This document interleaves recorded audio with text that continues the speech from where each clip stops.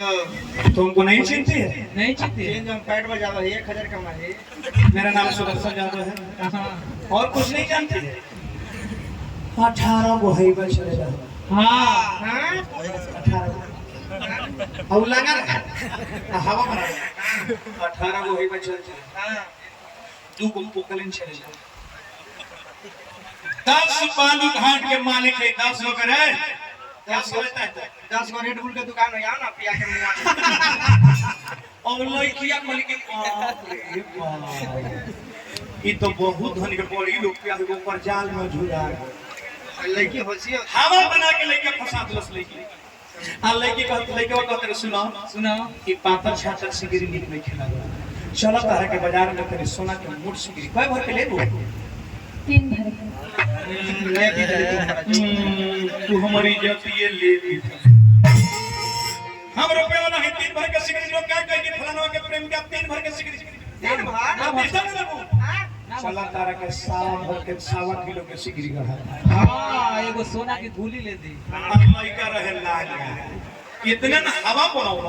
आ लइकिया के बाजार लेके गई हां तो करा लगे बगली में तो कुछ रहे ना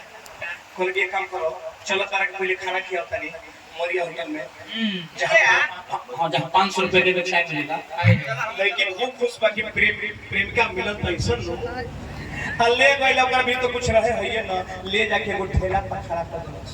कि गोलगप्पा बनी खाना बड़ा टेस्ट बुझाता आ 2 गो गोलगप्पा बेचारी खैली ले गई आ तभी कदर सुना हमार बाबूजी इमरजेंसी फोन कर दे चलो बिहान सिगरी खिलाई चल बिहान लेके घरे चल गई ले बोल लड़की गांव के देखल की कोई रहली बाजार घूमे यार सब हाय हाय हाय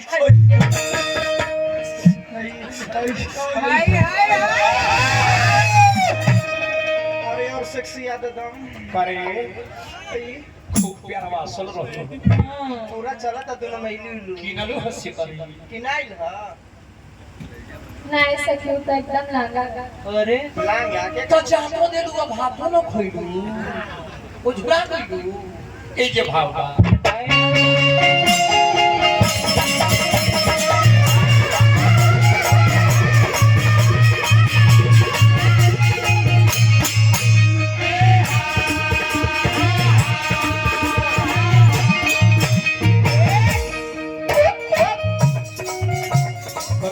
एकदम लागा रहे पाछा पर कोइल कर दिया चोर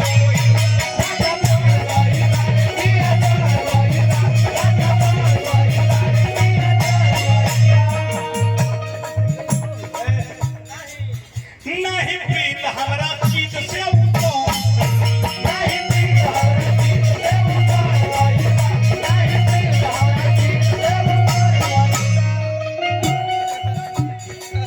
एक सखी नहीं समझो मेरा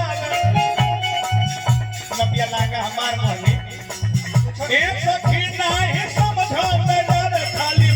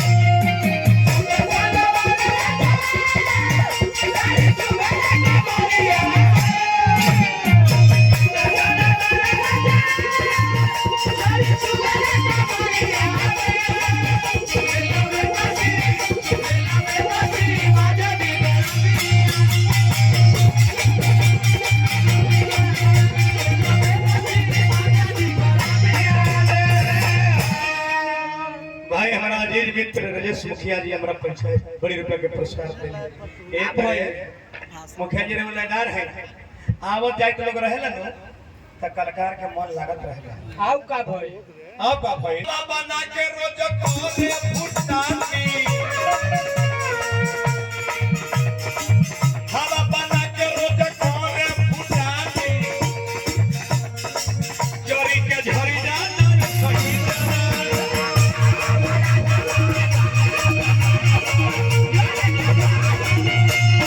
हवा बना के रोज कोले फुटानी जोरी के झरी जाना सही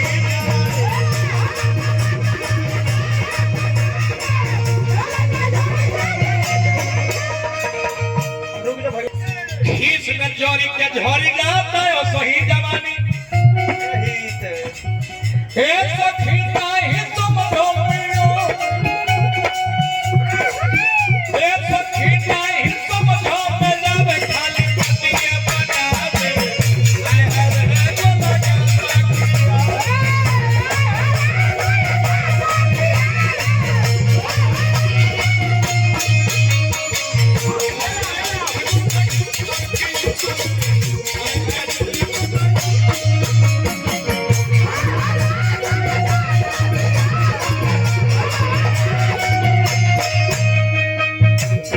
रे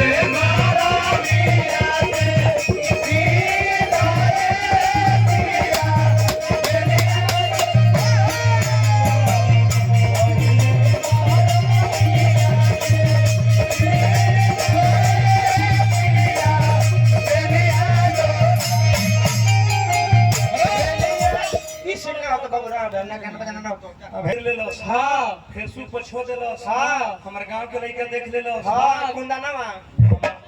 हमर मेहरारू के दिखा दे लो हां ले तेरा लगी मेहरारू हमर देखली त खीस में पागल हो गईनी आंख रोज रोज ब्याह जी कहत रहले आ ओ दिन देखली न्यू तो कहले हे पैसावा अरे बोली चढ़ के बोली थे हम कहली कि अरे पागल हो गया क्या हम कैसे क्या बोल रही है नीचे तो वही मोबाइल में देखो इसकी यही दो बोला होता है यही है ये तो बना होता है अब देखली तो सही अगर देह पर पानी गिरल पर हम बहाना कोई नहीं कि लइकन कंप्यूटर में डाल के सटाया कल कंप्यूटर में सटाया है यही तो बोला गाने जाते हैं यही तो बोला हम लोग आते हैं नचनिया में सेंट मारा है हमें में पिलुआ पड़ जा है ये से कहते हैं भैया काट देहरी हे आइले हां हां आइले गोले